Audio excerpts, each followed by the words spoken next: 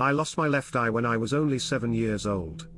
It was a stupid way to lose an eye, but luckily most people tend not to ask how I lost it. I think the majority worry it might be insensitive. It's not a story I like to tell. Not because it's upsetting or brings back bad memories. I just feel embarrassed by it. Growing up, my brother and I were obsessed with Robin Hood, the outlaw of Sherwood Forest, who would take from the rich and give to the poor. I'm not going to pretend this heroic savior of the poor was our hero because of his good deeds. We simply liked him because of his legendary skill with a bow and arrow. Our father, a keen gardener, had lots of bamboo sticks all piled up beside the shed which he would tie plants to, in order to stop them from drooping when they grew. It was my brother's idea to take one and attach a length of string to both ends to create a bow. I thought he was an absolute genius. When we had finished making the bow, we made an arrow, simply by using a handsaw to carve a small groove into one end of an arrow-sized piece of bamboo, which would act as a nest for the string to sit. "I'm first," my brother said. "No," I cried. "It was my idea, so I get to shoot first." And that was that. At one end of the garden there was a little wall which surrounded one of my father's flower patches. Upon the wall we placed an empty plastic bottle to be used as our target. My brother, of course, then took the first turn, missing wildly and falling far short of the bottle on the wall.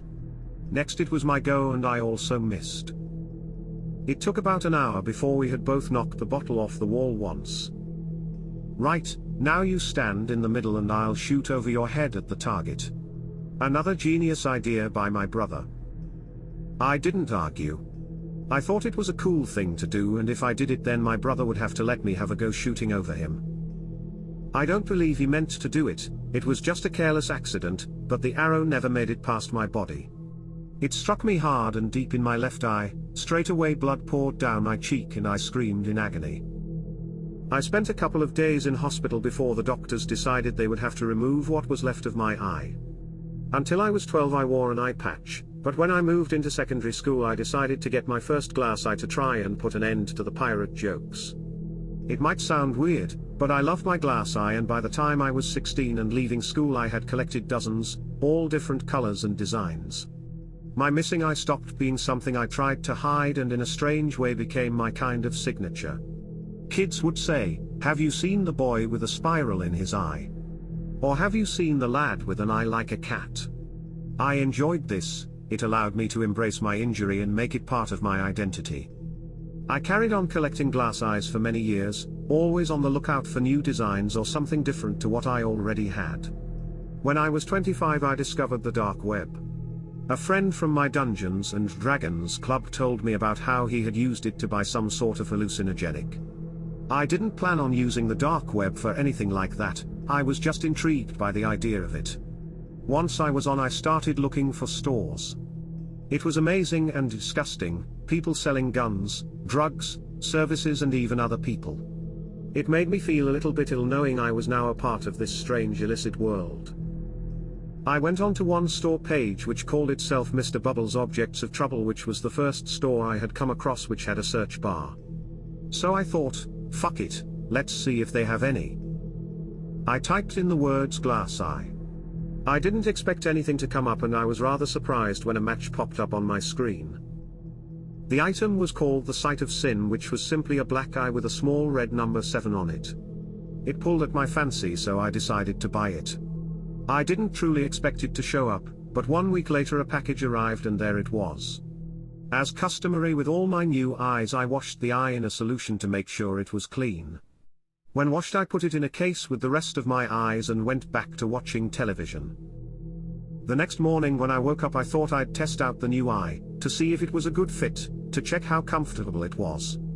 It went in with ease and felt absolutely perfect, so I decided to leave it in for the rest of the day. Nothing strange happened at first, it was just my usual daily routine of having breakfast and doing some work on my laptop, but then the doorbell rang. As I opened the door I immediately knew something wasn't right. I had double vision all of a sudden. There was only one man standing on my front doorstep trying to sell me solar panels, but I could see him twice. One image of him was completely ordinary, just the bloke dressed in a suit holding a brochure and telling me about how he can save me money on my electricity bill.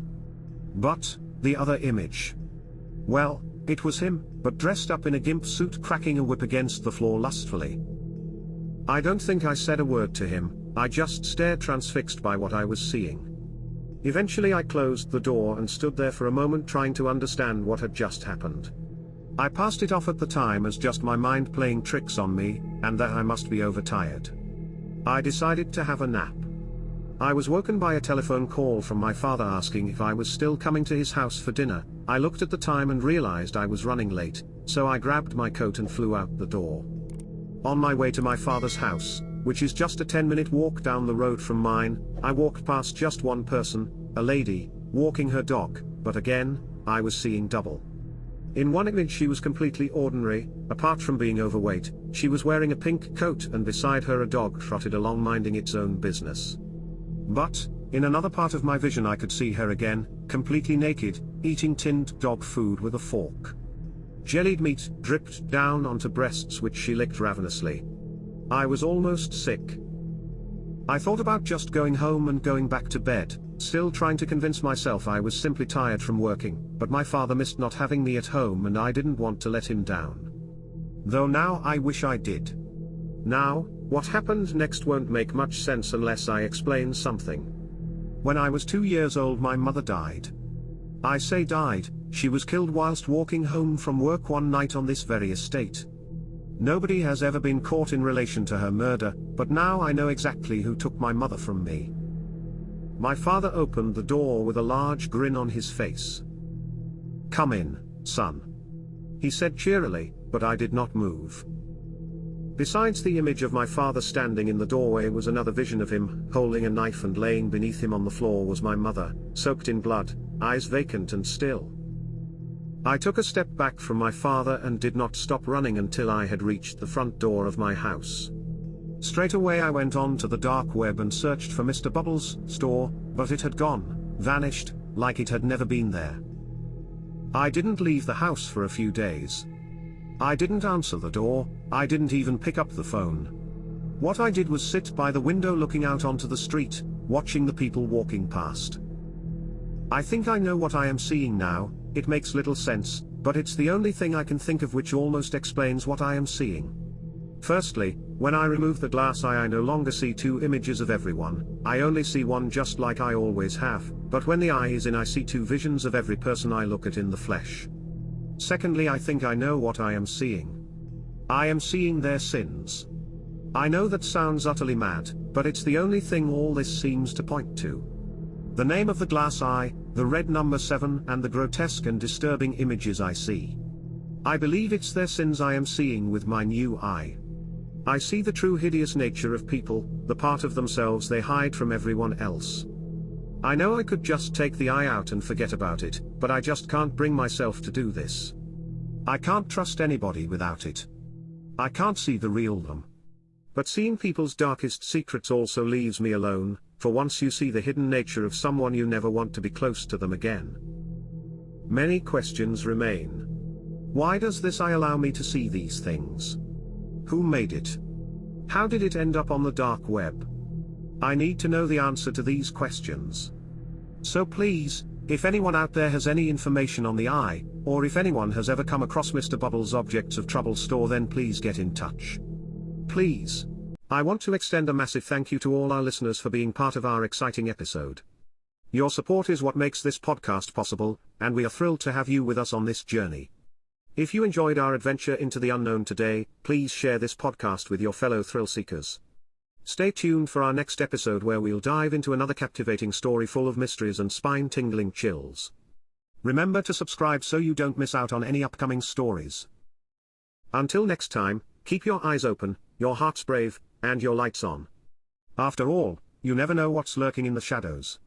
This is your host, signing off. Stay safe and keep exploring the unexplored.